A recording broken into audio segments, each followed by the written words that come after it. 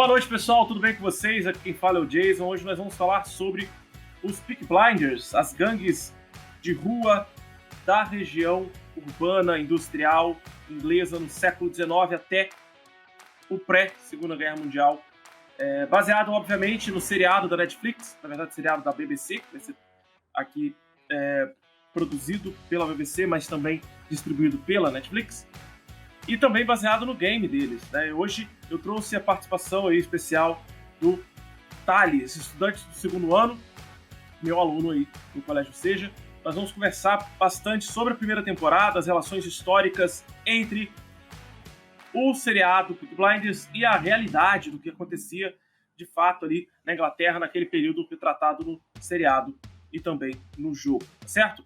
Bom, vamos começar. Para você que está escutando este podcast gravado nos aplicativos de podcast, o áudio por aqui é bem melhor do que na live, mas caso você queira assistir o vídeo, vá até lá, dê o seu gostei, deixa o seu joinha lá, comente sobre o próximo episódio, comente sobre esse episódio, dê sugestões, dê dicas, a gente está sempre aberto aqui para novidades. Lembrando que nos vídeos nós mostramos algumas imagens exclusivas, certo? Para você que está aqui ao vivo conosco, seja muito bem-vindo. Para você que está aqui assistindo este vídeo gravado com base na live do podcast, seja bem-vindo também. Caso você queira ouvir o podcast com qualidade de áudio melhor, como eu havia falado, pelo Spotify, Amazon Music, Deezer, Apple Podcast e Google Podcast, o áudio sai bem melhor, certo? Bom, vamos começar. Eu apresento a vocês o Thales. Thales, dê uma boa noite para a galera aí. Boa noite, galera. Já vou abrir a tela dele para vocês. Hoje a live vai ser não muito grande. Como eu falei, a gente vai ter aí lives que vão durar 1 hora, outras vão durar 1h30. Hoje nós devemos ir até as 20 horas e 10 minutos, tá? Vamos lá? Bom, boa noite a todos. Quem quiser mandar mensagem, mandar perguntas, daqui a pouco a gente vai dar uma olhada nessas perguntas e vai conversar com vocês. Thales, antes de eu começar a minha contextualização histórica aqui do que acontecia na Inglaterra, queria que você falasse um pouco mais sobre o seriado. Pessoal, vou lembrar vocês só um minuto, tá? Só um minuto, tá? Só vou lembrar vocês um pouquinho que o Thales, a câmera dele vai estar um pouco travado, vai ter um pouco de delay na câmera dele, mas a gente vai manter a câmera do Thales agora nesse início, mas daqui a pouco, se a gente sentir que vai travar um pouco, que vai ficar um pouco mais agarrado, eu vou tirar a tela do Thales, mas ele não vai sair daqui, o áudio dele vai continuar com a gente, tá? O áudio dele ainda vai ser capturado para as gravações no podcast de áudio, tá? Vamos lá. O Thales já está na tela para vocês. Fala, Thales, o que você tem a dizer sobre o seriado? Quais são as primeiras observações? O que te interessou? O que te despertou interesse para assistir o seriado? Eu pensava sempre no ver essa série e eu sempre pensava uma coisa completamente diferente. Eu pensava que era mais um clichê de pessoal diferente. Quando a gente está acostumado no Brasil a ver coisa antiga, isso nas novelas da Globo, da série. Então a nossa base de coisa antiga é essa. Tem uma coisa muito clichê, mais ou menos. Mas um dia eu fui parar pra ver e eu vi que é completamente diferente. A série tem um contexto histórico absurdo, tem uma história que é original, eles gostam de assimilar a série com os fatos, só que também não são escravos dos fatos, podendo fazer adaptações. Ficam presos a eles completamente, depois a série sem graça. Um texto rico, né? Na Segunda Guerra Mundial, após a Primeira Guerra, você tem muitas coisas que você pode explorar. Então, escolhemos explorar nessa coisa de dominação de gangues em Birmingham. Nesse caso, né? Era uma situação caótica, né? População. O próprio Estado. Não, do Estado não, mas da população. O Estado estava bem. Então, com a falta com a ineficiência do Estado de controlar as regiões, os gangues surgiram. Sim, é mais ou menos por aí a ideia. Pelas pesquisas que eu fiz e pelo que eu já conheci um pouco sobre o crime organizado no mundo todo, de forma geral, é um tema que me atrai bastante. Eu tô para dizer que a cada 10 livros de história que eu tenho na minha prateleira, 2 são sobre máfia, 2 são sobre crime organizado. Já estudei um pouco sobre crime organizado na Roma Antiga, na Itália moderna, na Itália contemporânea, o crime italo-americano, que é o mais fascinante, né? Até o crime no Brasil é também interessante ser estudado, essa questão do crime organizado, as leis e tudo mais, mas essa parte da Inglaterra não havia me atentado tanto para essas questões das gangues de rua. Sabia que elas existiam graças à Segunda Revolução Industrial, mas não tinha me aprofundado. E Peaky Blinders também me chamou a atenção, porque eu vi algumas pessoas falando e eu vi as imagens referentes a Peaky Blinders e eu falei, caraca, esse seriado deve ser legal, deve ser bacana. Vou dar uma olhada, vou dar uma visão para ele. Assisti o primeiro capítulo, achei brutal, interessantíssimo como eles montaram o roteiro do primeiro capítulo e deixei para ver o restante da temporada posteriormente. E vi depois, realmente, todos os outros episódios numa tacada só da primeira temporada, claro. Como aqui a gente vai se atentar à primeira temporada para falar da origem dessas gangues, não senti a necessidade de buscar outros episódios além da primeira temporada para falar aqui no podcast. Claro que posteriormente pode ser que a gente venha a falar sobre outros episódios que eu sei que tem envolvimento com fascismo, tem envolvimento com perseguição ao comunismo, que já mostra um pouquinho disso na primeira temporada, e que a gente pode depois tratar sobre isso no futuro. Mas nesse momento, eu percebi que a evolução e a criação dessas gangues de rua eram exatamente por causa da situação precária desenvolvida naquela região, que é a segunda maior região urbanizada e industrializada da Inglaterra, que é na região oeste da Grã-Bretanha. Aliás, eu vou já mostrar essa imagem, porque eu peguei esse mapa para facilitar um pouco a vida de quem está assistindo a gente pelo YouTube. Fica ali na região de West Midlands, ou seja, região oeste das terras centrais da Inglaterra, fazendo fronteira com o país de Gales. Tá? É próximo à região londrina, mas ainda assim é uma região basicamente autônoma de Londres. Ela tem uma estrutura econômica e urbana bem forte. Dei uma pesquisada sobre essa região um pouco antes de live, para que a gente pudesse entender que sim, as pessoas que fazem parte desse processo de criação das gangues urbanas, elas são pessoas que não tiveram oportunidade de trabalho, não tiveram oportunidade de criação de empregos, são pessoas que passaram por inúmeras dificuldades financeiras e até mesmo passaram fome por causa das condições trabalhistas do século XIX industrial. O capitalismo do século XIX, ele é extremamente cruel, ele não tem nenhum direito trabalhista garantido para ninguém, as pessoas trabalhavam de 14 a 16 horas por dia, em situações extremamente insalubres, as crianças vão trabalhar bastante. A gente vê, inclusive, isso no seriado. Apesar do seriado se passar nos anos 20, né? A gente vê bastante criança trabalhando como mensageira. As crianças tinham esse papel, né, nas ruas da Inglaterra, eram mensageiras dos adultos, eram adultos pequenos, que já trabalhavam ou na indústria ou como mensageiros urbanos. E mostra a preocupação de Londres em relação a isso, tratando essas gangues como se elas fossem um grupo revolucionário, como o grupo revolucionário da Irlanda, como um grupo terrorista da Irlanda, que vai criar a independência da Irlanda em relação ao Reino Unido.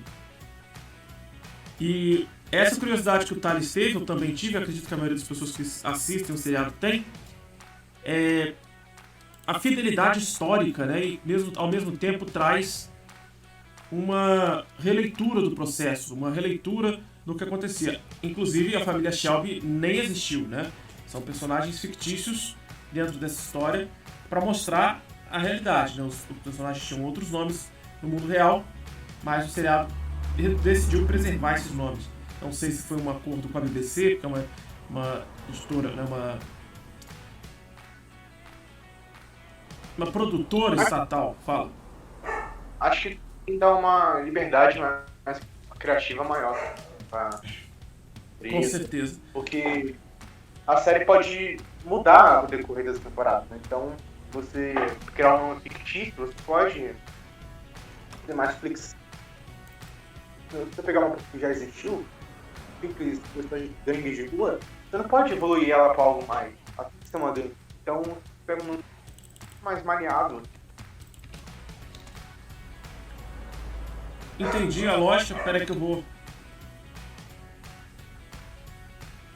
Eu entendi o que você falou, realmente faz total sentido quando a gente pensa nessa estrutura. Né? Quando a gente coloca o... que o nosso bot ele foi embora, ele nos abandonou.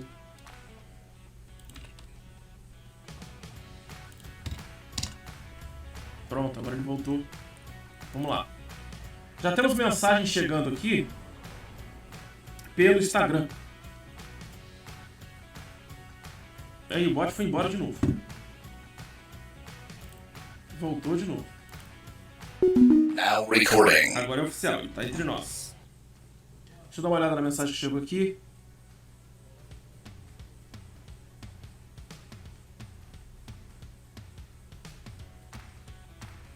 Ó, recebemos uma mensagem da Gabriela Baeta, estudante do 3º ano, e ela mandou o seguinte: ela não está podendo assistir agora o podcast porque ela está estudando o teste de geografia, mas que ela espera o podcast amanhã no Spotify. Bom, para falar novamente o que o Thales estava levantando aqui, realmente, quando você cria uma nova família, personagens fictícios, você tem uma liberdade criativa maior para falar sobre o tema que você se propôs a falar. É interessante, porque eles criam novos personagens que não estavam ali na realidade dos fatos, mas facilita para os roteiristas criarem novos mecanismos, novas estruturas de roteiro para poder tratar do assunto, que é o assunto referente ao processo ali da industrialização, da segunda revolução e como foram formadas essas gangues e o crime organizado local no interior da Inglaterra. E a gente vai ver que isso incomoda muito algumas pessoas, alguns críticos se incomodaram bastante com essa estrutura, até porque a gente tem algumas pessoas misturadas, alguns povos, algumas etnias misturadas ali dentro. E a principal etnia são os ciganos. Né, os Peaky Blinders, né, os personagens principais, eles são de descendência cigana, que não vão ter o cuidado, né, o pessoal da produção não teve o cuidado, o pessoal lá de Yorkshire, né, não teve a preocupação de contratar um linguista para tratar melhor o idioma. Eles se preocuparam muito com o tratamento da língua, do sotaque. Vou pedir desculpa a vocês, porque meu cachorro está um pouco agitado hoje. Vai sair alguns latidos aí no áudio para vocês. A questão é que nós temos aqui uma falta de cuidados com linguistas para tratar a questão do sotaque. Porque o sotaque dos romenos, né, dos ciganos romenos que vivem nesse seriado, é bem forte para a época. E eles não contratam exatamente por um simples motivo. Para a série fazer sucesso, para qualquer série fazer muito sucesso e vender muito, ela precisa passar nos Estados Unidos, que é o maior consumidor do mundo.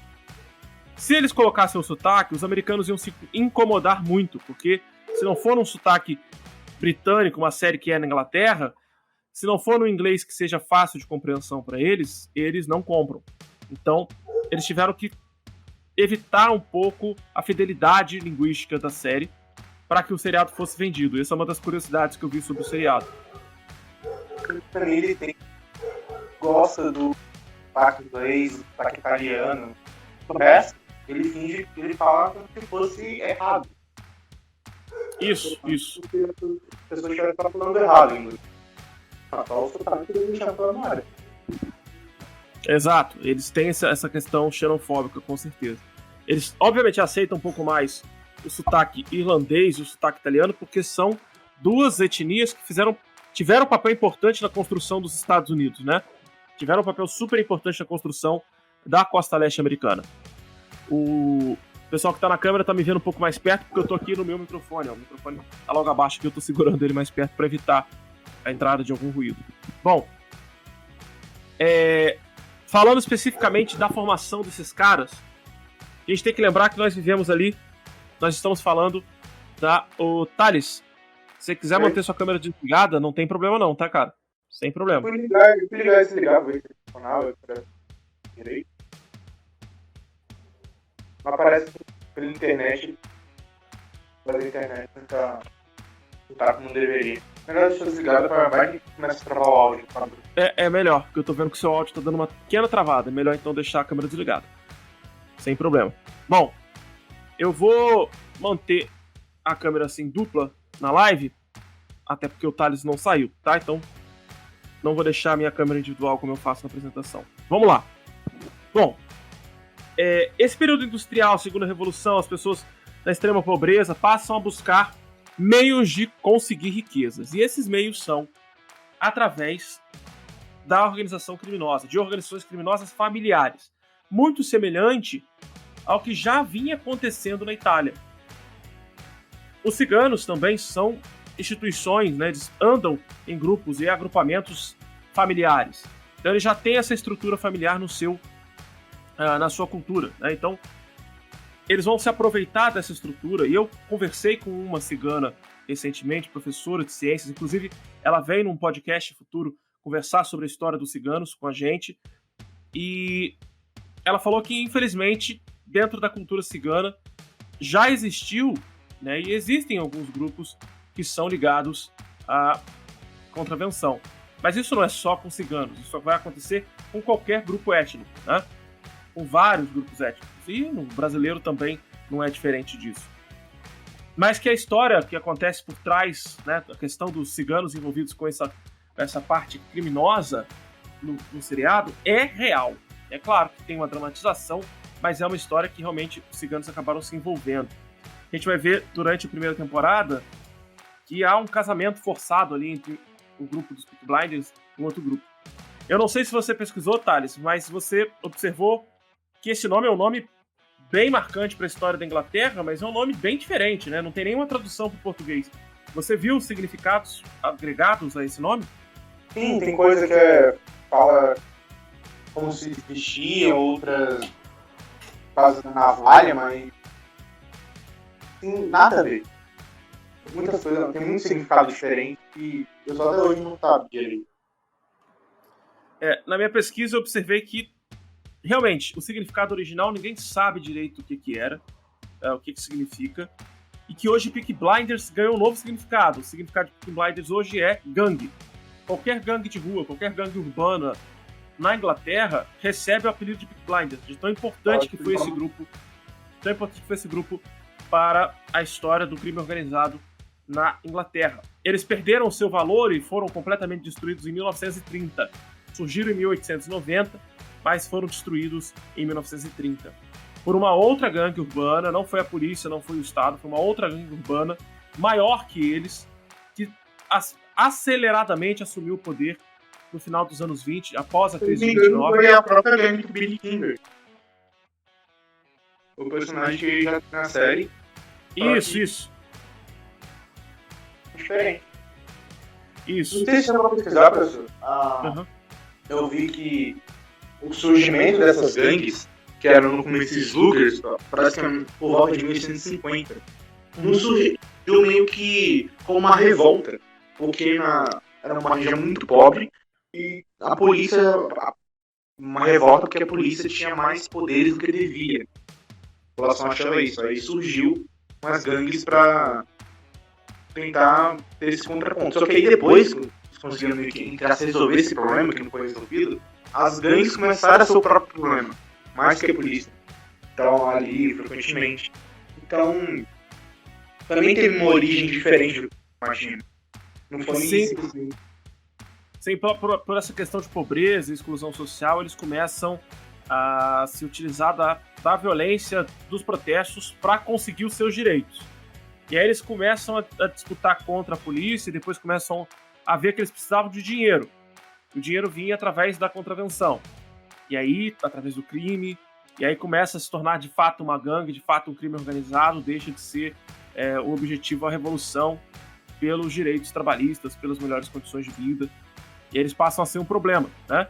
Eles passam a ser um problema tão grande, mas tão grande, que os operários que apoiavam eles, em um dado momento, começam a apoiar as ideias desenvolvidas por Marx e Engels, né? As ideias do socialismo científico, que já estava ali fervilhando em toda a Europa durante a Segunda Revolução Industrial, obviamente com totais justificativas, né? Ali era um momento mais tenso da história do capitalismo, onde as pessoas estavam morrendo de tanto trabalhar, sem saúde, né? As famílias estavam cada vez menores.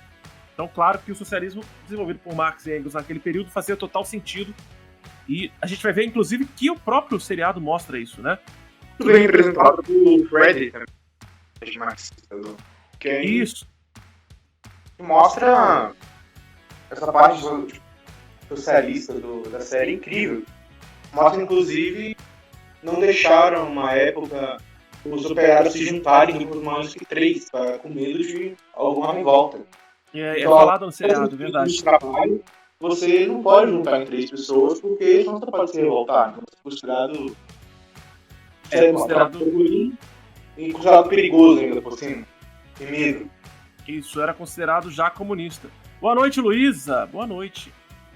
A pessoa que se reunia, né, com um grupo de mais de 2 pessoas, formando 3 grupos, né, formando grupos de 3 pessoas, já era considerado motim, já era considerado revolta, já era considerado reunião comunista, tanto que a gente vai ver o Frederick sendo perseguido pela própria polícia, foi preso, né, com a acusação de ter recebido dinheiro de propostas do governo russo, do governo socialista, que depois vai se tornar aí a União das Repúblicas Socialistas Soviéticas. E a perseguição ao comunismo era muito séria, porque o comunismo nesse momento era ligado às gangues. Por incrível que pareça, as gangues vão lutar depois contra o comunismo, porque eles entendem que os comunistas são um inimigo junto ao Estado, junto com o Estado, mas no entendimento do Estado, essas gangues, por terem surgido através de reivindicações operárias, através de processos operários, a polícia passa a entender que eles também são parte desse processo comunista. A gente vai ver aqui o próprio Thomas, né, vai em busca da polícia para denunciar o cunhado comunista e tudo. Ele tem medo. Tem uma coisa lúdica da democracia inglesa de agora todos os cidadãos poderem exercer seus direitos de liberdade, mas a série mostra que se você era comunista, você vai ser perseguido, um líder comunista. Você vai ser perseguido como se não fosse uma democracia. Porque você é mesmo assim considerado uma ameaça. Ok, que eram líderes sindicais, coisas do tipo, a mesma coisa. Exatamente. E poderia surgir, né, as famosas trade unions, né, os sindicatos eram temidos nesse período. Por isso que houve a restrição do governo em questão de reuniões para até 3 pessoas. Tanto que no seriado, Frederick brinca, né, fala que já que todos estavam reunidos ali, era para ficar em grupos de 3 pessoas, distantes um pouco um do outro, para que não gerasse problema com a polícia. E logo depois vem a sirene do horário de trabalho, né, do fim do expediente, e eles saem correndo para divulgar ali os ideais socialistas que o Frederick já havia passado. Inclusive o filho dele, é muito né? importante. O nome Marx. Tem o nome do Marx. Chama Karl, né? Karl Marx, em homenagem. Essa cena é muito importante também, porque fica muito claro como a guerra deixa ferida em qualquer núcleo. Seja nos gangsters, na polícia, em qualquer núcleo a guerra deixa uma ferida.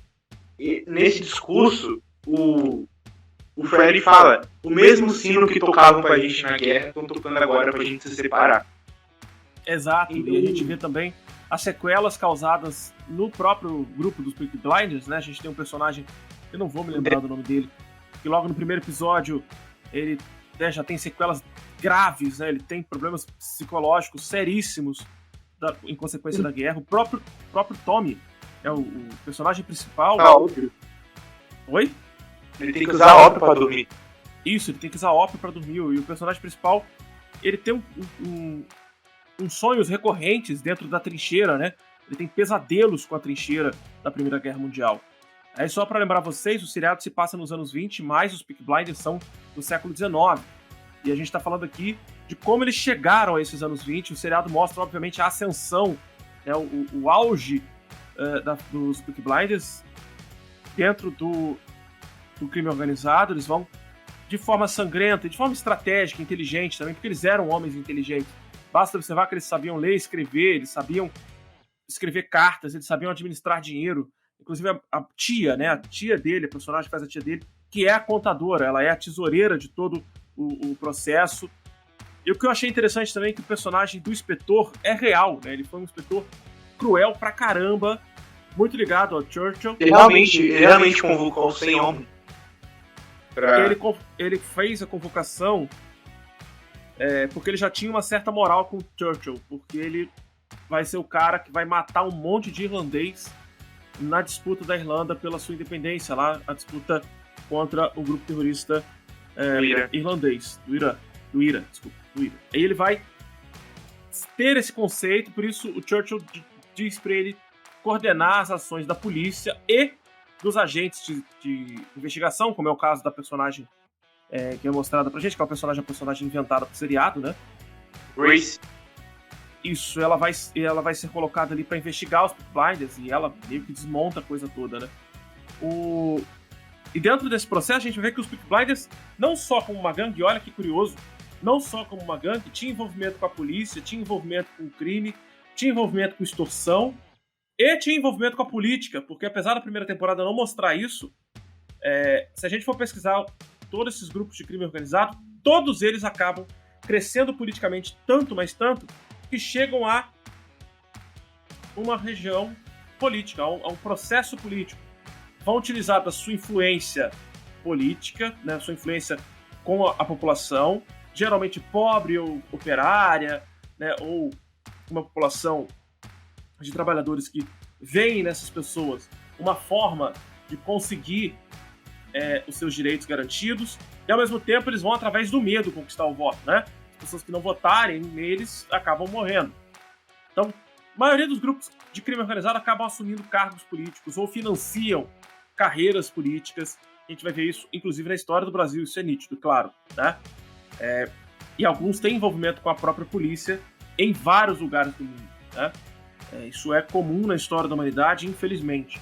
É óbvio que existem mecanismos de combate a isso a todo tempo. Mas a gente vai ver que a polícia desse momento também era uma polícia extremamente cruel, que torturava mesmo, né? A gente viu um membro do Partido Comunista ligado ao Frederick que vai ser torturado até a morte, né? E para que ele fosse preso. A polícia não militarizada, diferente do Brasil.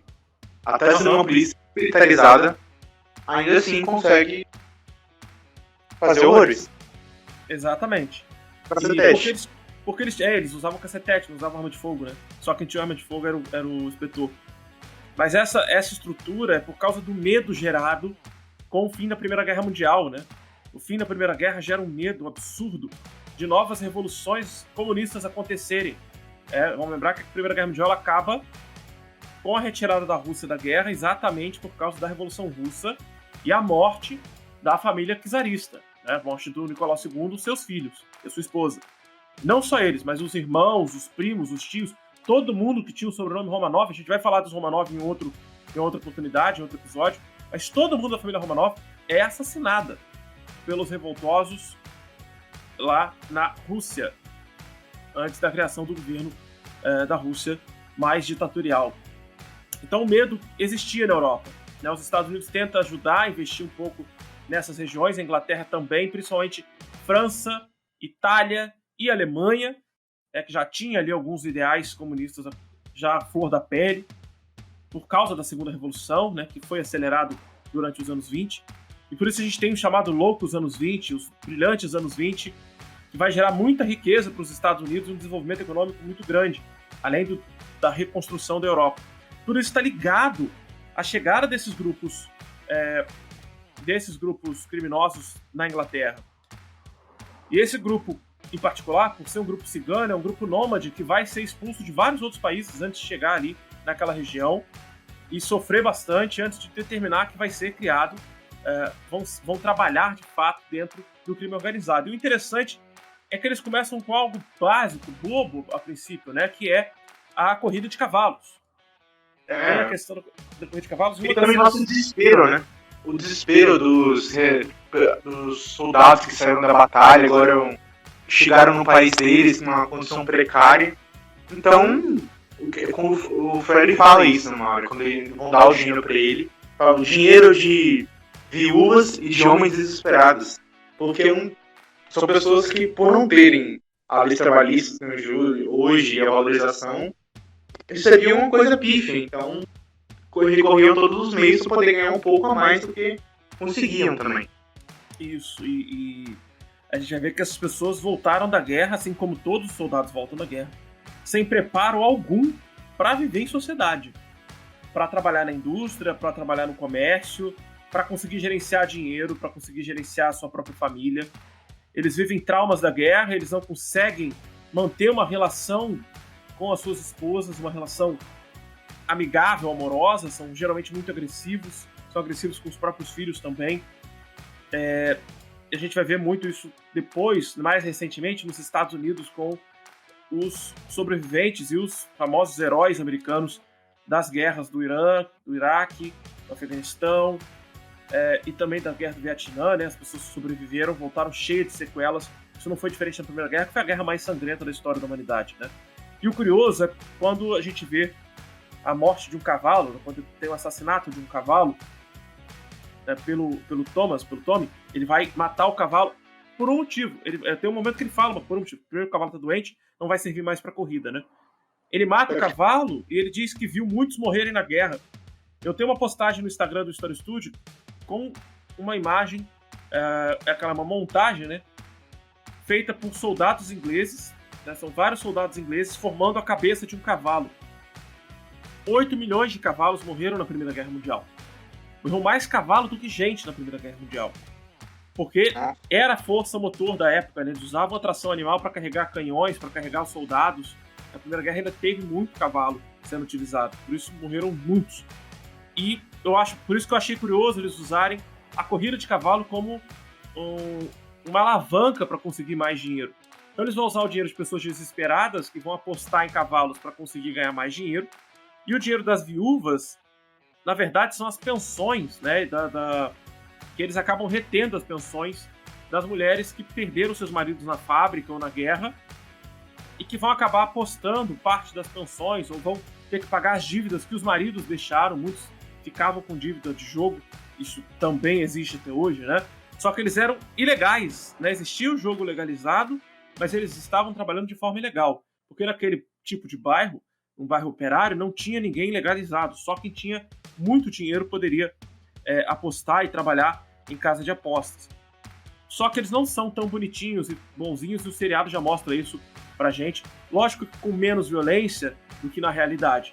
Eles começam com os jogos de aposta com cavalos, eles vão manipular corridas, eles fazem, inclusive, eles convidam, né, uma cigana para fazer uma magia com o cavalo, para que o cavalo ganhasse, né, a disputa, e é o mesmo cavalo que depois que eles brigam com esse grupo de ciganos, o mesmo cavalo que adoece, ele tem que matar.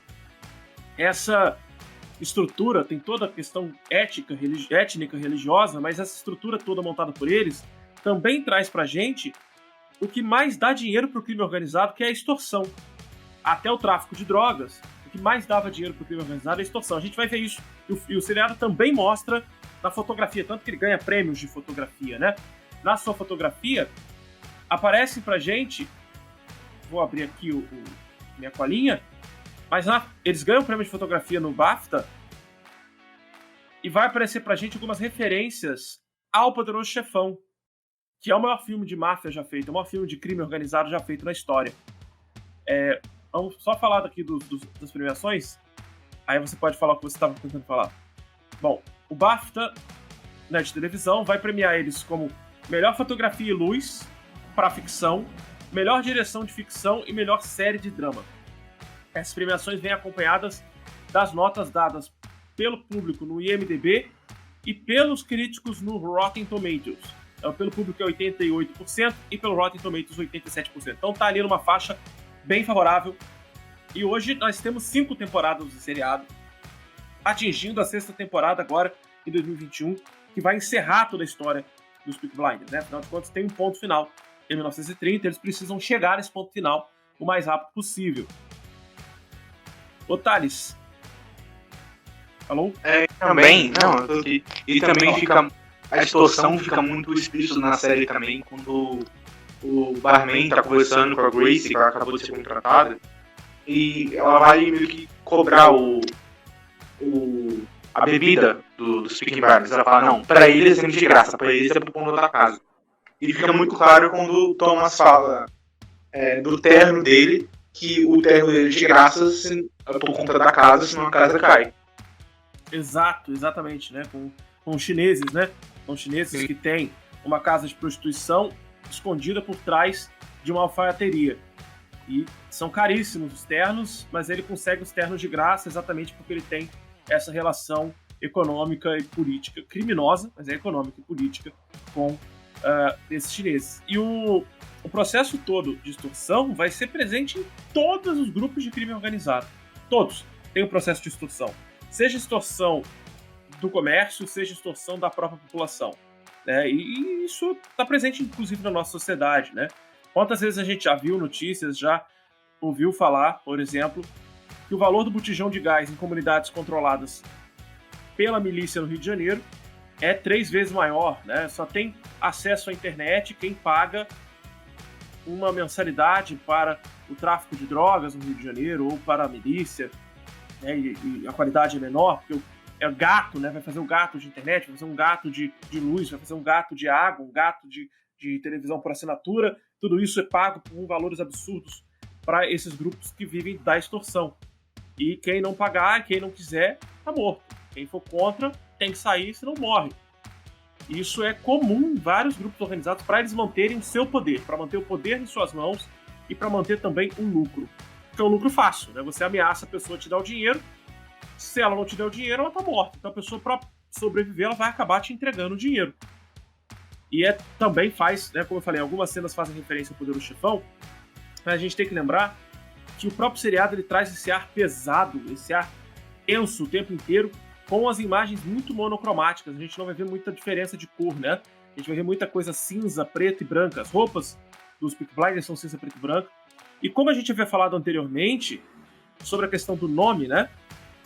O nome faria referência à navalha presa na aba da boina, mas não há comprovação científica, histórica sobre isso. Até onde a gente sabe, eles pregavam uma ferradura de cavalo, não tem essa ligação com os cavalos, eles pregavam uma ferradura de cavalo logo abaixo aqui da aba do chapéu para lutar. Eles usavam isso como soco inglês.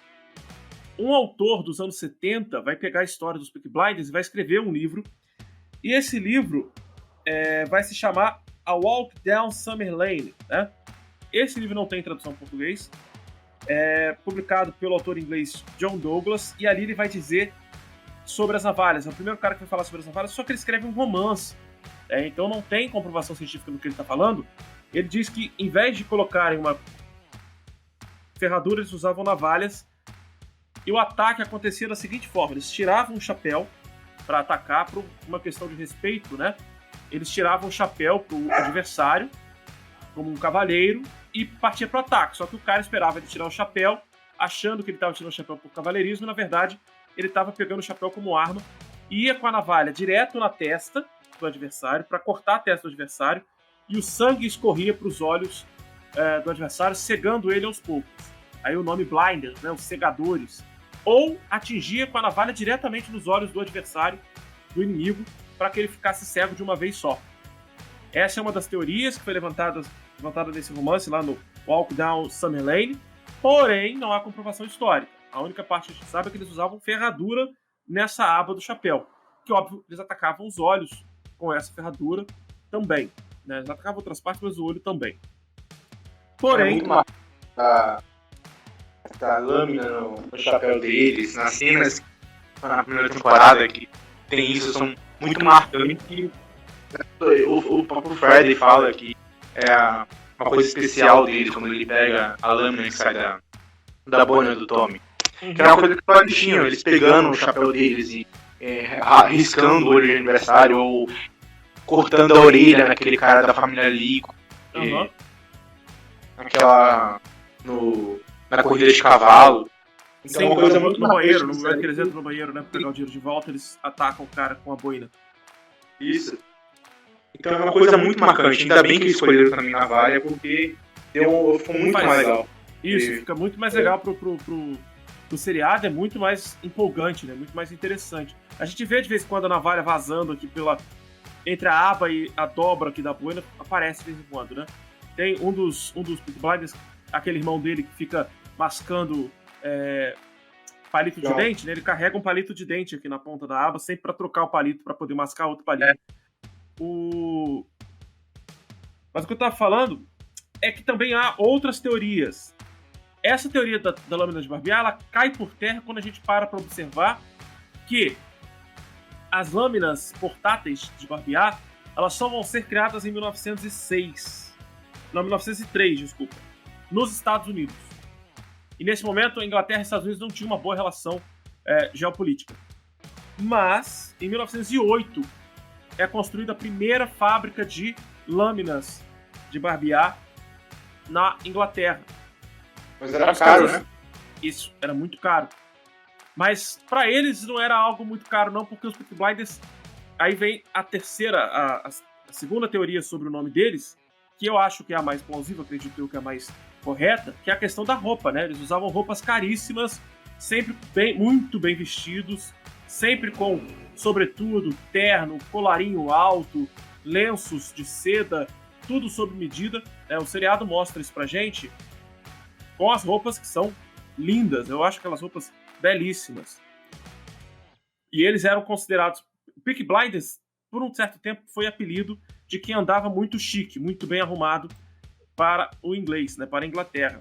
Deixa eu puxar a imagem aqui e ajustar a tela para poder trazer a imagem um pouco melhor, um pouco maior também, para ficar mais fácil a visualização em casa. Oi? Essa é realmente mais provável. Sim, é a mais provável. As mulheres também, as esposas, as amantes, as irmãs, todas usavam roupas chiques demais, eram todas sob medidas, únicas as roupas, né? Então isso marcou bastante a época e marcou bastante a arquitetura deles, né? Como eles se apresentavam nas ruas. Então você vê uma pessoa muito bem vestida, era um Peaky Blinder. Com certeza era um Peaky Blinder, pertencia a esse grupo. Estava ali dentro do grupo de mafiosos, era bem temido. O dinheiro vai ficar andando para aquelas regiões. Então você tá andando na região, é com certeza um gangster. Com certeza um gangster, claro. Tem outras imagens do grupo de homens. Aqui, ó. Um grupo de homens também muito bem vestidos. Aqui. E lembrando, a boina é papel fundamental dessa vestimenta, né? A boina é fundamental. É nela que está a arma guardada, é nela que está escondida a navalha no seriado. Há uma terceira teoria. Aliás, voltando para a questão da lâmina, o povo, né, os Peaky Blinders surgem em 1890, já com o nome Peaky Blinders, tá? Não é uma construção que vai demorar até 1908 para chegar ao nome. Tá? Então esse nome já vem sendo falado desde 1890. Uma outra coisa que eles sugerem que seja a origem do nome é que esses homens usavam a boina muito baixa, que dificultava enxergar o rosto das pessoas quando eles cometiam assassinatos, extorsão, sequestro. Então a vítima não conseguia identificar porque a boina era muito baixa, então a pessoa parecia que estava sendo cegada, estava cega, e ela conseguia cometer os crimes de forma sorrateira. Então por isso o nome Peaky Blinders. Né? Pode ser uma junção, pode ser até mesmo a união desses dois conceitos. O Peaky Blinders em relação com a boina, sempre fazendo referência à vestimenta deles, né? Vamos voltar aqui, que eu tenho uma outra imagem de captura, que é uma imagem referente aos verdadeiros Peaky Blinders. Você chegou a ver os verdadeiros Peaky Blinders? Com os nomes originais, claro. E tem um cara muito velho, o bigode. São dois caras... Na série, uma coisa... Bom, tinha essa até uma decepção de uma série... Esquece que a série é tão superestimada, assim. Então a gente vê... Parecem pessoas comuns, né? São operários comuns. Deixa eu dar um zoom pra quem tá na live. A gente tem o primeiro cara aqui, é um bem novo, né? Os três primeiros aqui, os dois primeiros são muito novos. O primeiro tá com roupa de operário e a boina. Os dois próximos já estão com roupas mais chiques, vamos dizer assim. Aliás, aqui tem a data de prisão de cada um. O primeiro foi preso em 49, o segundo foi preso em 1950. Na verdade, não, desculpa, tá? Essa não é a data de prisão, esse é o número de série de prisão deles, que eu vou mostrar pra vocês. Isso aqui é a ficha criminal. Oi? Eu vi sobre a prisão deles que, quando eles foram presos, o Peaky Blinders estava muito grande, tá? Já era uma gangue muito grande. Então, aí ocorreu incidente, alguém foi morto por uma tijolada, e eles queriam prender alguém da gangue. Aí conseguiram prender só esses 3. Então provavelmente não era muito grande da gangue. Uma gangue era muito grande, eram só alguns peões da gangue. Que nem na série que mostra que tem só uma família. Mas a data de prisão tá aqui, ó, na ficha, achei a ficha. Tá aqui, ó. Dia 13 de outubro de 1904, eles prenderam os 2 primeiros jovens aqui, ó. Que são bem novinhos, né? Não deviam ter tanta participação assim dentro da organização criminosa. O primeiro com roupa de operário e o segundo com uma roupa mais bem organizada, mais bonitinha. Mas o terceiro cara, ele vai ser preso. Ele é mais novo, ele é mais velho, quer dizer, que os outros 2 primeiros. Ele só vai ser preso dia 29 de outubro, ou seja, 2 semanas depois praticamente. E esse senhor de bigode, você falou que é um senhor velho de bigode, ele que é, né, suspeitam que ele seja o criador dos Peaky Blinders. Para quem tá assistindo a live ou assistindo o vídeo gravado, para quem tá no podcast, depois dá uma olhada nos nossos cortes aqui no YouTube, tá? Dá uma olhada no YouTube com os cortes.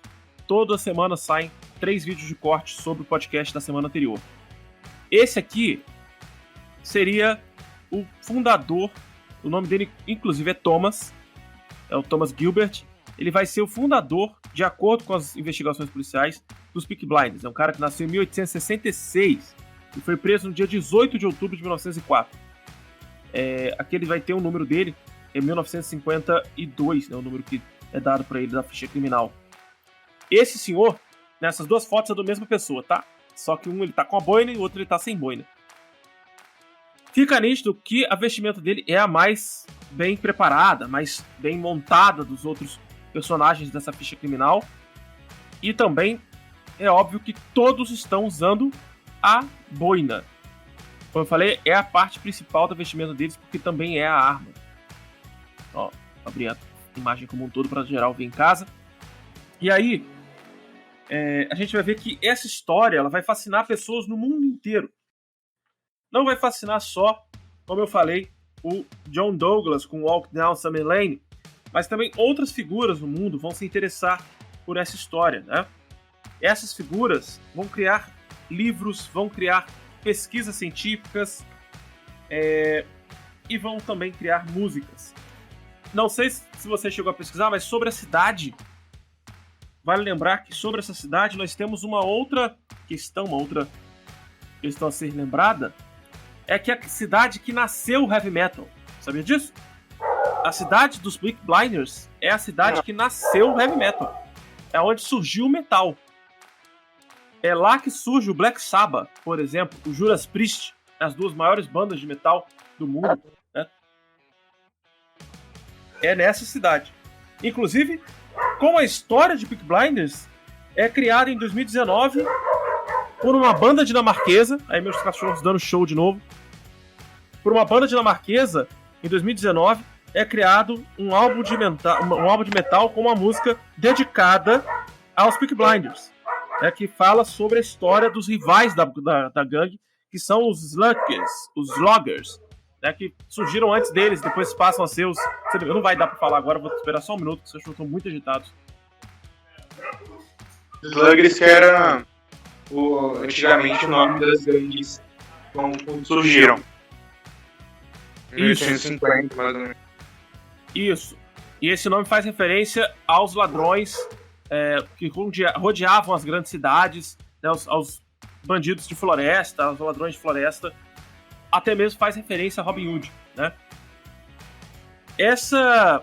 Nessa estrutura toda, a gente tem a criação do seriado e também, a partir disso, a gente tem a criação do livro feito pelo historiador Carl Chin, que vai revelar no seu livro The Real Peaky Blinders a história real dos Peaky Blinders, quem eles foram, o que eles construíram, o que eles deixaram de legado, a destruição deles causada pelo Billy Clymer, né, lá com a gangue dos Birmingham Gang ou Bergman Boys, né?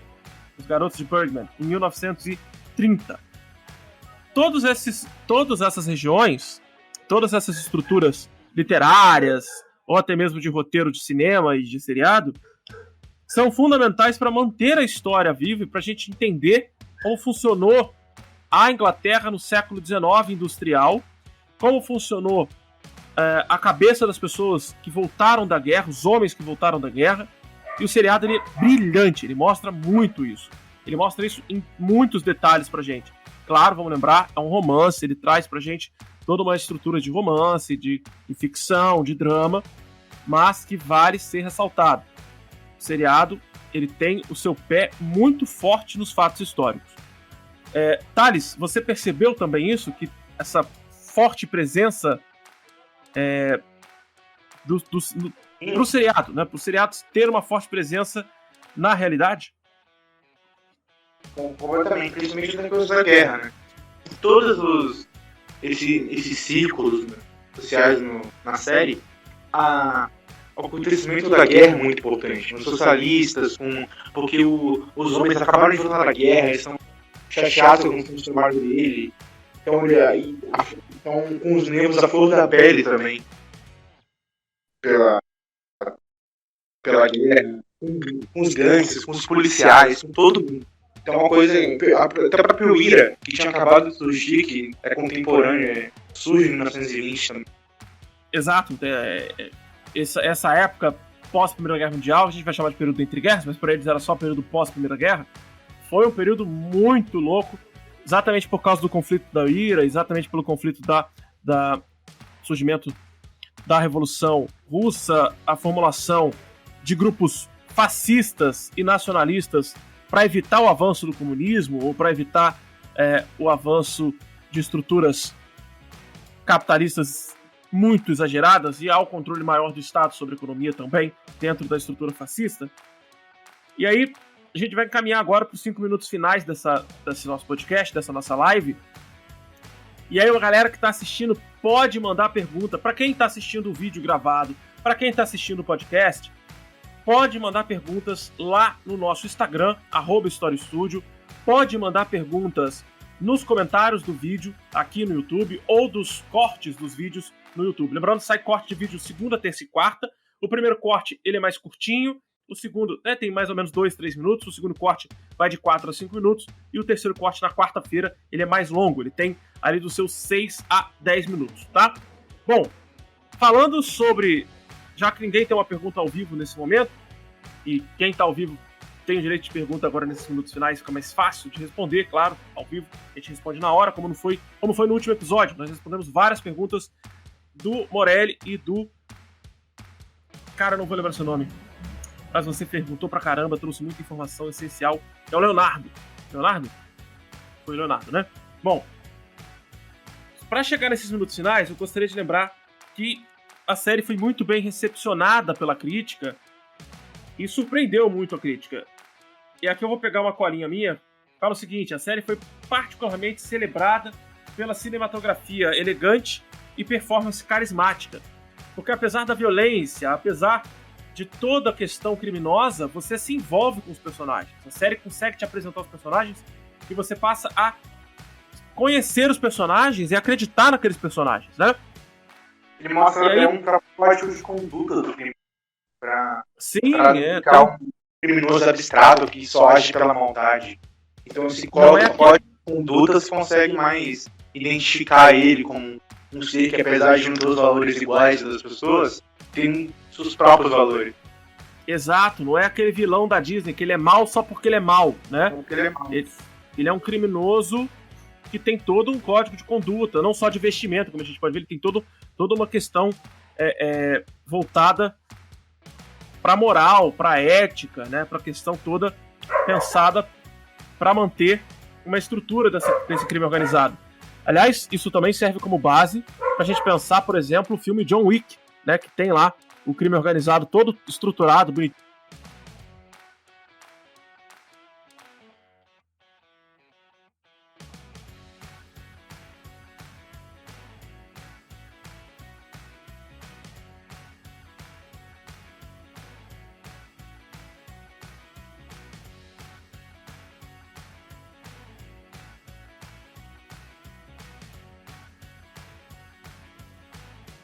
Cheio de regras, né? É a forma da Inglaterra tratar a guerra, a forma do povo tratar a coroa, ou até mesmo quando a gente vê filmes como A Dama de Ferro, que mostra a história da Margaret Thatcher, como o governo trata o povo, né? Ou como são as relações do governo ali, realeza, com os cargos de primeiro-ministro ou o parlamentarismo. Que mostra justamente a ineficiência do Estado inglês, né? De não poder controlar regiões do seu território. Exato. O seriado mostra que o Churchill não tinha controle sobre o próprio território no meio de um período entre guerras, e mostra que nem a polícia tinha condições de manter o território estável com essas organizações criminosas, e muitos se envolviam com essas organizações. Mostra essa ineficiência que a Inglaterra tenta esconder o tempo todo. Eles tentam mostrar que eles são brilhantes e são 100% eficazes. Você falou do inspetor que foi real, e esse inspetor ele conseguiu, ele levou mais 1.000 homens para a região. E mesmo levando esses 1.000 homens, mesmo sendo com essa qualidade absurda, a polícia abandona a região, que é Small Beach. Na realidade, a polícia abandona essa região, tanto que os Peaky Blinders caem por causa de outra gangue, não por causa da polícia. Então, eles não conseguem por outra gangue mesmo ainda. Eles não Eles conseguem tentaram de fato. E aí, pra chegar nesse finalzinho, eu tenho duas informações interessantes. A primeira, não sei se você jogou o jogo, né? O jogo foi desenvolvido pela Curve Digital. O jogo da Curve Digital é muito legal, muito, muito legal. É um jogo que é baseado em tempo. Ele é baseado na série, obviamente, mas ele é um jogo de aventura e puzzle, um jogo de aventura e quebra-cabeça. Eu posso trazer gameplay disso depois aqui no canal, pra vocês assistirem aqui no YouTube, obviamente. Mas eu posso também levar pra Twitch, para a galera comentar e interagir mais. Mas olha só, esse jogo, eu achei muito interessante de jogar, porque a história dele é anterior à história do seriado. Mostra como a família Shelby chegou a ser a família formadora, a se tornar a família que ela é, importante dentro dos Peaky Blinders, e como o Tommy assume esse posto importante dentro da família. Também mostra, e também é um jogo que você trabalha com uma linha de tempo, né? Você tem ações a serem feitas dentro de um determinado período de tempo, você pode voltar ou adiantar o relógio para fazer essas ações, aí vai depender do puzzle que você tem que resolver, vai depender do quebra-cabeça que você tem que resolver.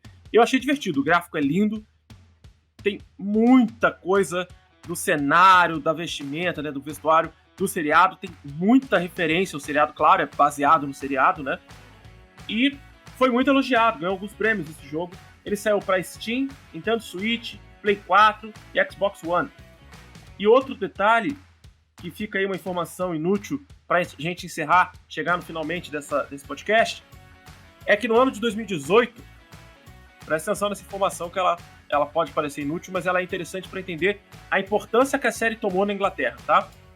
Em 2018, a série ganhou tanta importância na Inglaterra que o Office of National Statistics, não sei nem como pronunciar isso, o Escritório Nacional de Estatísticas da Inglaterra percebe que o nome Arthur, ele subiu para o top 10 nomes masculinos pela primeira vez desde 1920 por causa do Arthur Shelby, tá? Por causa do Arthur Shelby. Não é nem por causa do Tommy, é por causa do Arthur Shelby. E Ada, o nome Ada, que é o nome da irmã deles, né? Que, como a gente havia falado, se casa com Frederick, que é comunista, põe o nome do filho de Karl Marx. A Ada, o nome Ada salta para o top 100 de nomes femininos pela primeira vez em um século. Ou seja, em 100 anos, o nome Arthur não entrava entre os 10 nomes mais dados a crianças na Inglaterra. Criou proporções imensas. Criou uma proporção gigantesca para o público inglês. Tanto que os personagens são muito queridos, os atores passam a ser muito admirados pela sua atuação no seriado. Acho que o povo inglês está tão acostumado a ver coisa sobre a realeza, sobre a nobreza, sobre vitórias, que pela primeira vez quando eles observam algo negativo sobre a sua história, meu cachorro tá difícil hoje, cara, tá complicado. Quando eles vão observar algo, toda vez que eu vou falar, ela grita junto, ela late junto. Toda vez que eles vão falar algo sobre a história que é negativa a história deles, eu acho que eles admiram isso. Acho que eles entendem que eles são uma sociedade normal, né? E pela primeira vez aparece na televisão, aparece esse crime organizado na TV, que eles sabem que eles têm esse crime lá, mas... E também algo mais próximo do povo, né? Porque o povo não tá lá a par do que tá. na realeza. Então é algo muito distante.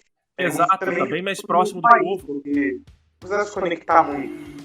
Uhum. Aqui você mostra a região de Birmingham, mostra como as pessoas falavam, como as pessoas viviam na época. Então tem mais essa proximidade.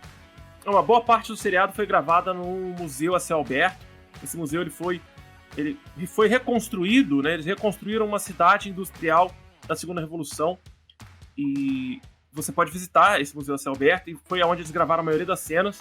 Algumas cenas foram gravadas em Liverpool, porque a cidade mesmo original do que acontece essa história na vida real, ela já se modificou tanto, já sofreu tanta mudança. Hoje ela é extremamente moderna, então não fazia sentido mais gravar lá dentro. Eles vão gravar em Liverpool, vão gravar em outras cidades que mantêm estruturas industriais do século XIX. Então é isso que a gente tinha para falar aqui sobre Peaky Blinders. Mas qualquer dúvida sobre o seriado, sobre a história, sobre a realidade, sobre todas essas questões, mandem pra gente nos comentários. Para você que tá escutando a gente pelo podcast, lá do Castbox, tem uma seção de comentários no Castbox. Né? O Castbox que é um aplicativo onde eu hospedo originalmente o podcast. Assim que eu editar esse áudio amanhã, vocês vão receber primeiro no Castbox e dentro de 10, 15 minutinhos ele sai para as outras plataformas. E lá no Castbox você consegue comentar, você consegue seguir o meu podcast à vontade, caso você queira ter um acesso aí mais recente e exclusivo, tá? Lembrando, toda a nossa produção, tanto do podcast quanto aqui da live e os cortes de vídeo são totalmente gratuitos, ok? Se você quiser contribuir, quiser ajudar a manter o projeto, faça como outros colegas de vocês já fizeram, como alguns amigos aqui do canal e do Story Studio já fizeram. Nas últimas semanas nós recebemos aí algumas doações. Muito obrigado aos doadores, pediram para não revelar os nomes e eu vou respeitar isso a eles, já conversei com eles em particular. E eu vou deixar o link aqui do PayPal na descrição do vídeo, também na descrição do podcast tem o link do nosso PayPal. Futuramente eu vou deixar também o link do Pix, vocês podem doar a quantia que desejarem, de 10 centavos a quantos mil reais vocês quiserem, vai contribuir bastante para manter o projeto em continuidade. Thales, você tem alguma conclusão a ser feita sobre o seriado, sobre a história dos Peaky Blinders? Pra gente encerrar? Não mexa com os Peaky Blinders. Não mexa com os Peaky Blinders. Essa é a conclusão que o Thales chegou. Bom, pessoal, Thales pode despedir da galera aí? Tchau, galera. Boa noite. Tchau, tchau, pessoal. Tenham um ótimo dia e que voltem sempre para novos episódios, novos conteúdos e acompanhem nossas redes sociais, @StoryStudio e também o nosso site storystudio.com.br, que lá sempre sai novidade para vocês, seja mapa mental, artigo, resenha, notícia e vídeos com podcasts. Até breve, tchau, tchau, valeu e falou!